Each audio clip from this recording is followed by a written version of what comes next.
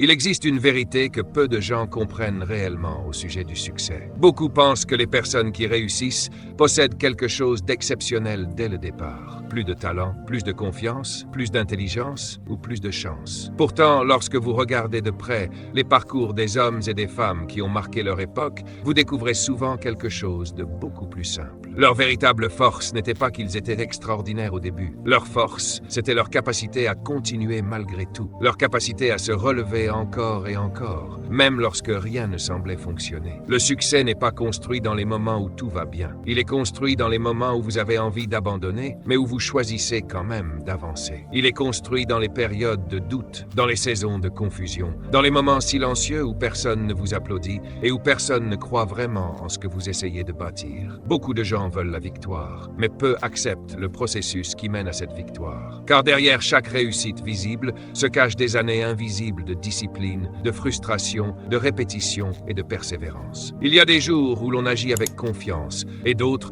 où l'on avance uniquement parce qu'on refuse de rester immobile. Les personnes fortes ne sont pas toujours motivées. Elles ne se réveillent pas chaque matin avec une énergie parfaite. Elles connaissent aussi la peur, le découragement et les périodes de fatigue mentale. Mais elles ont compris quelque chose d'essentiel. Attendre de se sentir prêt peut détruire une vie entière. Alors elles avancent même quand elles doutent. Elles travaillent même lorsqu'elles ne voient pas encore les résultats. Elles continuent même lorsque les autres ne comprennent pas leur vision. Et c'est ainsi qu'une vie commence à changer. Non pas à travers un événement spectaculaire, mais à travers de petites décisions répétées chaque jour. Chaque fois que vous refusez d'abandonner, vous développez quelque chose à l'intérieur de vous. Chaque difficulté vous rend un peu plus résistant. Chaque échec vous apprend quelque chose que le succès n'aurait jamais pu vous enseigner. Avec le temps, votre caractère devient plus solide, votre esprit devient plus stable. Vous commencez à voir les problèmes différemment. Ce qui autrefois vous détruisait devient simplement un défi à traverser. La plupart des gens admirent le résultat final sans comprendre les années de construction silencieuse qui l'ont précédé. Ils voient la confiance, mais ils ne voient pas les années de doute. Ils voient l'influence, mais ils ne voient pas les années où personne n'écoutait. Ils voient la réussite, mais ils ignorent les sacrifices, les refus, les échecs et les longues périodes d'incertitude. Pourtant, ce sont précisément ces saisons difficiles qui façonnent les individus capables de supporter de grandes responsabilités. La vie fonctionne par saisons. Il y a des étés, des printemps, des automnes et des hivers dans chaque existence. Et personne n'échappe à l'hiver. Tout le monde traverse des périodes de ralentissement, des moments où les finances deviennent compliquées, des périodes où les relations changent, des saisons où l'on perd confiance en soi, des moments où l'on se sent seul, épuisé ou perdu.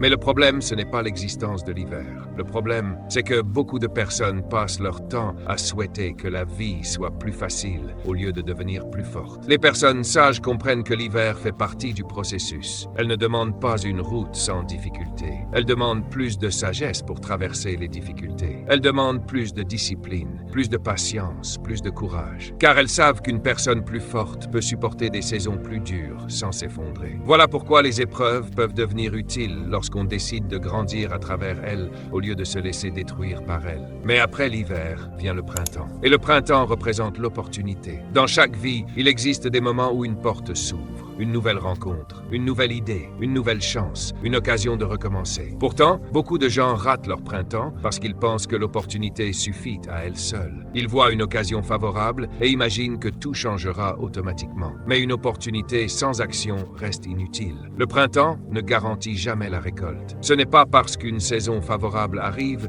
que votre vie va changer par magie. Il faut saisir cette saison pendant qu'elle est là. Il faut travailler avant que le temps passe. Il faut planter avant qu'il ne soit trop tard. Les opportunités ont une durée limitée. Beaucoup de personnes vivent dans le report permanent. Elles disent qu'elles commenceront plus tard, qu'elles apprendront plus tard, qu'elles changeront plus tard. Mais le temps avance silencieusement pendant qu'elles attendent. Et un jour, elles réalisent que les années sont passées. Elles comprennent qu'elles ont laissé filer des saisons précieuses. C'est pourquoi il faut agir lorsque la vie vous offre une fenêtre d'opportunité. Lire davantage. Développer de nouvelles compétences. Construire sa discipline. Travailler sur sa santé mentale et physique. Développer sa vision. Car les personnes qui réussissent utilisent leur printemps pendant que les autres se distraient. Ensuite vient l'été. Et l'été apporte une autre leçon importante. Tout ce qui a de la valeur doit être protégé. Dès que vous commencez à construire quelque chose de grand dans votre vie, des obstacles apparaissent. Les distractions augmentent. Les critiques se multiplient. Les mauvaises influences tentent de voler votre énergie. Beaucoup de gens savent commencer quelque chose, mais peu savent protéger ce qu'ils construisent. Vous devez apprendre à défendre votre esprit. Tout le monde ne mérite pas d'avoir accès à vos pensées, à vos rêves ou à votre énergie. Certaines personnes détruisent la motivation des autres simplement parce qu'elles ont abandonné la leur depuis longtemps. Certaines voix sèment le doute, la peur et le découragement. Si vous n'êtes pas vigilant, vous finirez par croire les limites que les autres projettent sur vous. Mais les ennemis les plus dangereux ne viennent pas toujours de l'extérieur. Très souvent, ils vivent à l'intérieur de nous. L'indifférence, la paresse, l'indécision, le doute. Ces ennemis silencieux détruisent plus de rêves que les circonstances elles-mêmes.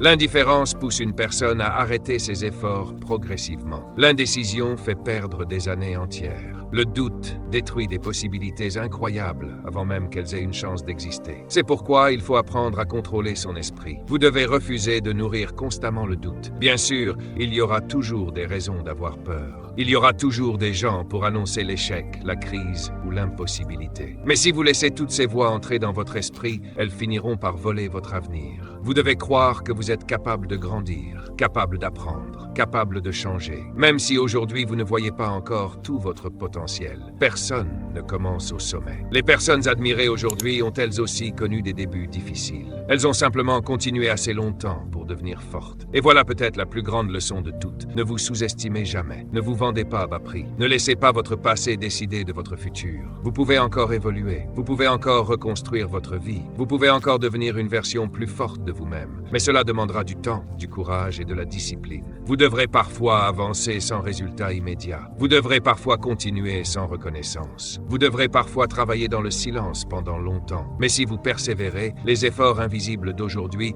deviendront un jour une force visible. Et ce jour-là, les gens appelleront cela du succès, sans réaliser que tout a commencé simplement par une décision, celle de se relever encore une fois et de continuer malgré tout.